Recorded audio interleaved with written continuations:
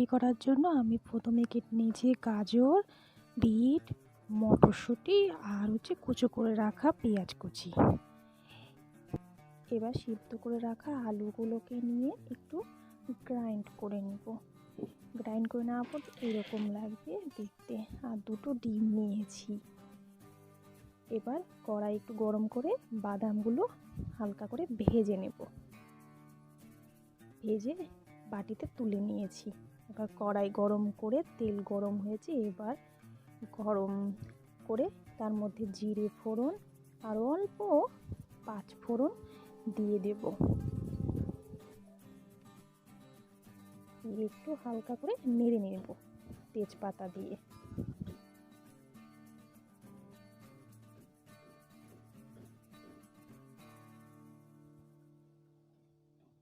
এবার এর মধ্যে আমি ভেজে রাখা বাদামগুলো দিয়ে দেব। দিয়ে সব একসাথে ভেজে নেব। একটু হালকা হালকা ভাজা ভাজা হয়ে এলে তার মধ্যে দিয়ে দেব কুচো করে রাখা আদা কুচি। দিয়ে আবার ভাজবো। হালকা হালকা ভেজে নিতে হবে।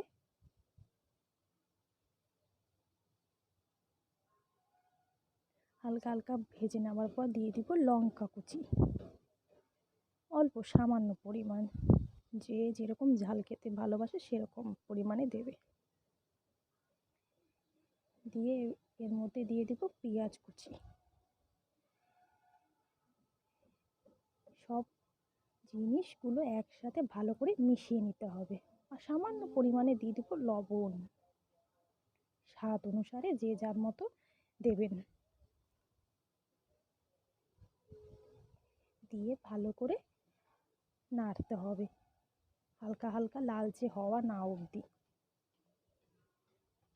মশলাগুলোকে একটু ভেজে ভেজে নিতে হবে।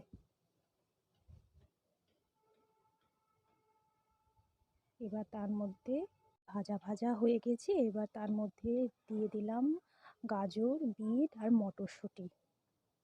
দিয়ে এবার ভালো করে একটু ভেজে নেব।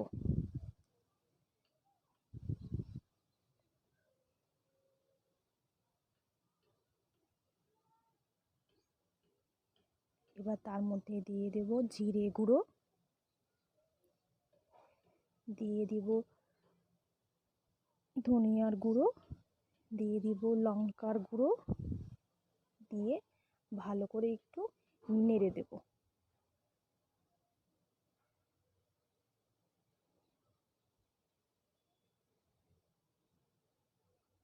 হালকা হালকা নাড়বো।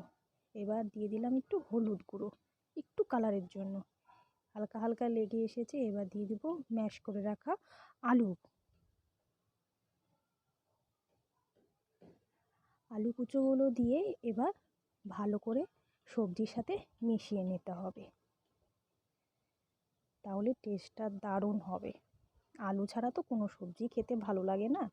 তাই সামান্য পরিমাণ দুটো আলু দেওয়া হয়েছে যাতে একটু আঠা আঠা হয়। তার মধ্যে এবার দিয়ে দিব আমি একটু চাট মশলা। একটু সামান্য মুখের ফ্লেভারটা আসবে, একটু টক টক লাগবে, খেতেও ভালো লাগবে। আর অল্প পরিমাণে একটু চিনি। চিনি দিলে হালকা হালকা একটু জলটাও ছাড়বে। আর অল্প দিয়ে এবার আমি এটাকে ভালো করে কষে নেব।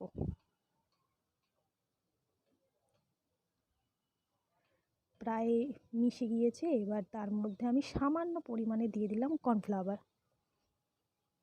দিয়ে ভালো করে মিশিয়ে নেব।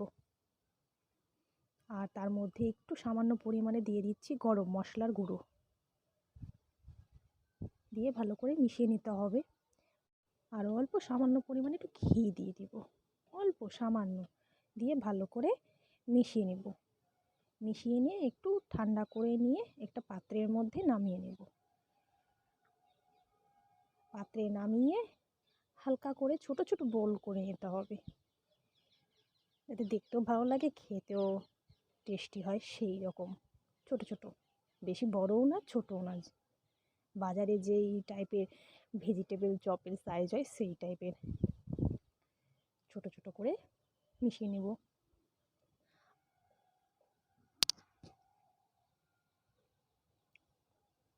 এরকম ছোট ছোট সাইজ আমি করেছি। এবার এটার মধ্যে আমি অল্প করে সুজি লাগিয়ে নেব। লাগিয়ে নিয়ে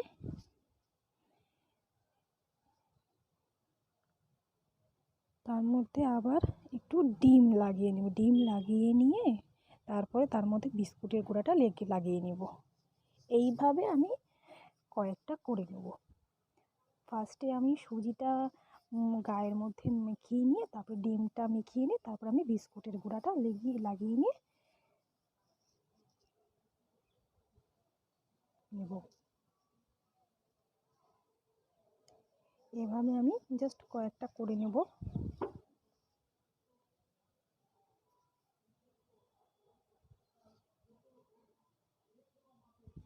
আপনারা পারলে ডবল কোটও করতে পারেন। ভালো করে ডিমটাকে মাখিয়ে নেবেন এপাশ ওপাশ করে ডিমে। তারপরে বিস্কুটের গুঁড়াটাকেও ভালো করে এপাশ ওপাশ করে লাগিয়ে নিতে হবে।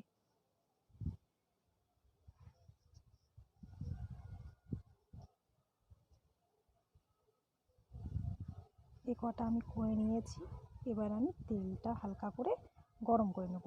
কড়াইয়ে আমার তেল দিয়ে দিয়েছি। তেলও হালকা গরম হয়ে এসেছে। এবার আমি তৈরি করে রাখা পুরগুলোকে ভালো করে তেলের মধ্যে এক এক করে ছেড়ে দিলাম। বেশি না, 4-5টাই ছাড়বো। আগে এগুলোকে ভালো করে ভেজে এপাশ ওপাশ করে ভালো করে ভেজে নিতে হবে। হালকা আঁচে দিয়ে করবেন, না হলে কিন্তু পুড়ে পুড়ে যেতে পারে। তাই হালকা আঁচে করবেন। তেলটা গরম হয়ে যাওয়ার পর হালকা করে গ্যাসটা একটু আঁচটা কমিয়ে দেবেন। আমার মোটামুটি এপাশ ওপাশ করে নিয়েছি।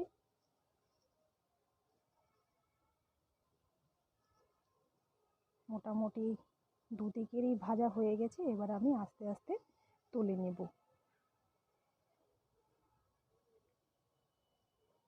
গরম গরম পরিবেশন করুন ভেজিটেবিল চপ। ঠান্ডার দিনে এই শীতের রাতে গরম গরম তেলে ভাজা খেতে বেশ ভালোই লাগে। কেমন হয়েছে দেখে ভিডিওটা অবশ্যই জানাবেন।